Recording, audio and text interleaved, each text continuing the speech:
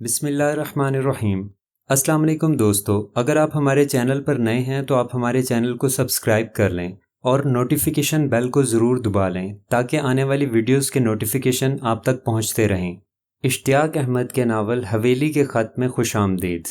فاروق نے سنجیدہ لہجے میں کہا۔ انہوں نے اپنے منہ قریب کر لیے اور وہ دبے دبے لہجے میں کچھ کہنے لگا۔ بابا امین اپنے کمرے میں گہری نیند سو رہا تھا۔ اچانک اس کے دروازے پر آہستہ سے دستک ہوئی، لیکن اس کے کان پر جوں تک نہ رینگی۔ دستک مسلسل ہوتی چلی گئی، تب کہیں جا کر بابا امین ٹس سے مس ہوا۔ اس نے برا سا منہ بنایا اور بولا، آتا ہوں، 1 منٹ۔ دوسرے ہی منٹ دروازہ کھلا اور بابا امین نے دیکھا کہ اس کے دروازے پر محمود، فاروق اور فرزانہ کھڑے تھے۔ ارے تم اس وقت؟ ہاں بابا، غضب ہو گیا، فاروق نے بوکھلا کر کہا۔ کیا مطلب؟ کیا ہوا؟ بابا امین گھبرا گیا۔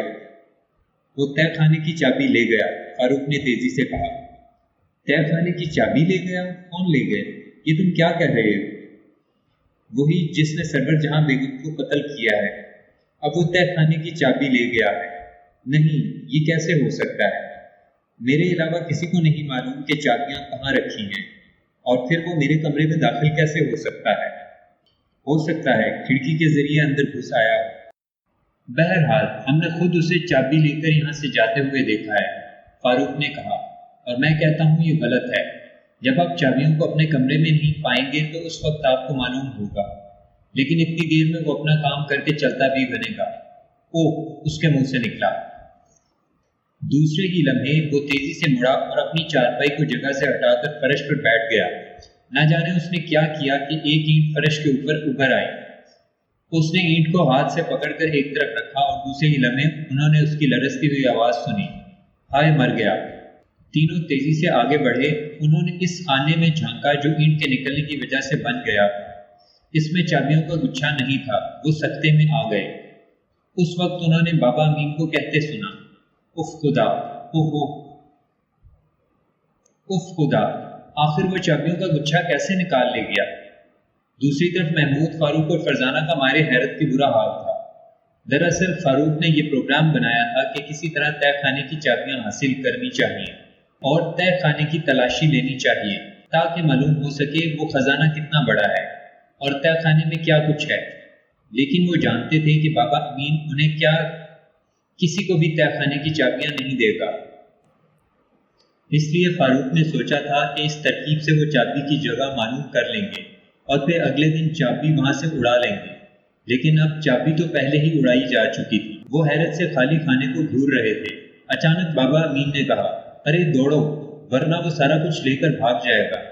اچانک جیسے انہیں بھی ہوش آ گیا۔ تینوں اس کمرے کی طرف دوڑے جس میں تہہ خانے کا دروازہ تھا۔ بابا امین بھی ان کے پیچھے دوڑ پڑا۔ اس کمرے میں پہنچ کر وہ دھک سے رہ گئے۔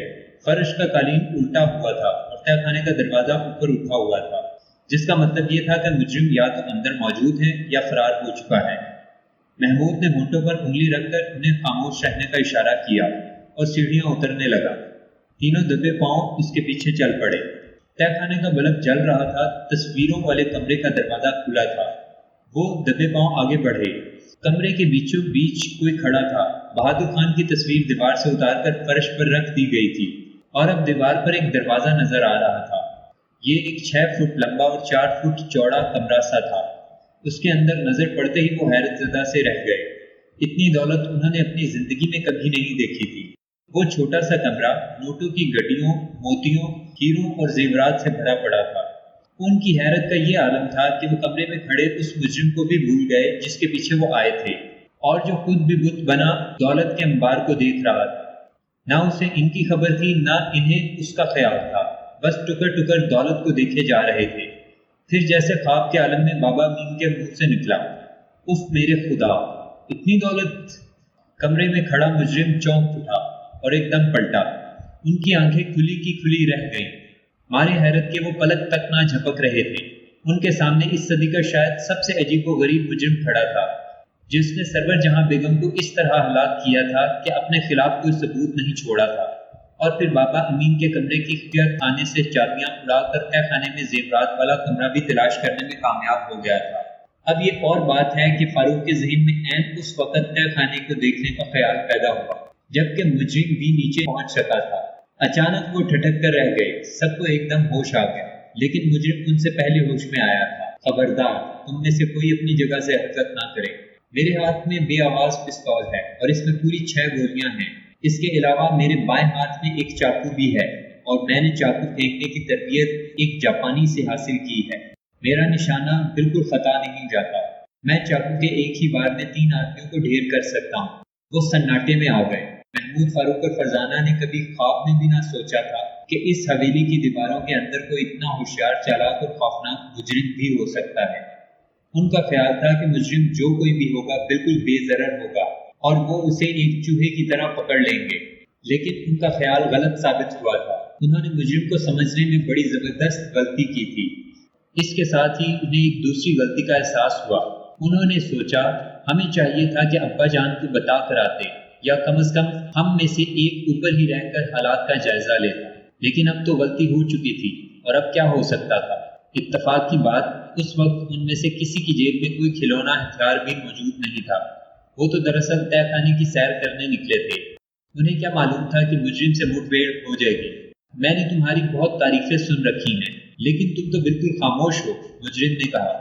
हाँ, हम सोच रहे हैं कि तुम जैसा भी कोई जालिम होगा जिसने सरवर जहां बेगम जैसी फरिश्ता सीरत औरत को हलाक कर दिया।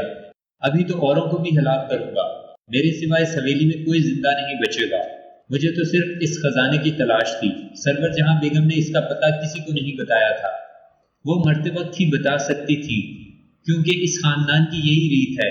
घर का बड़ा मरने लगता है तो अपने से छोटे को खजाने का पता बताकर मरता है। अब तुम खुद ही सोचो, इस खजाने का क्या फायदा।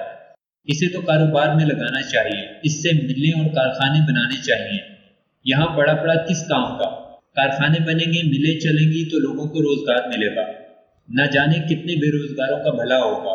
यही सोचकर तो मैंने इस खजाने को हासिल करने का ख्वाब देखा था। क्यों, मैंने अच्छा किया ना, इसने कहा और कहका लगाया। तुमने बहुत बुरा किया, एक बेगुनाह को मौत के घाट उतार दिया। ये खजाना सिर्फ तुम्हारा तो नहीं है, इसके दूसरे भी हिस्सेदार हैं।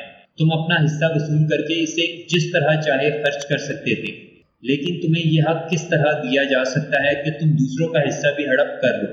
अब तुम एक मुजरिम हो, खूनी मुजरिम, महमूद ने नफरत से भरपूर लहजे में कहा।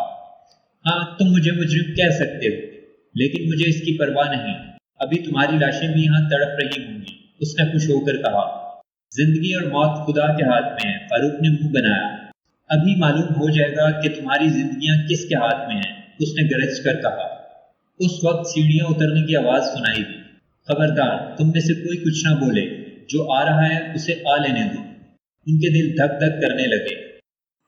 आज की वीडियो में सिर्फ इतना ही। मिलते हैं अगली किस्त के साथ।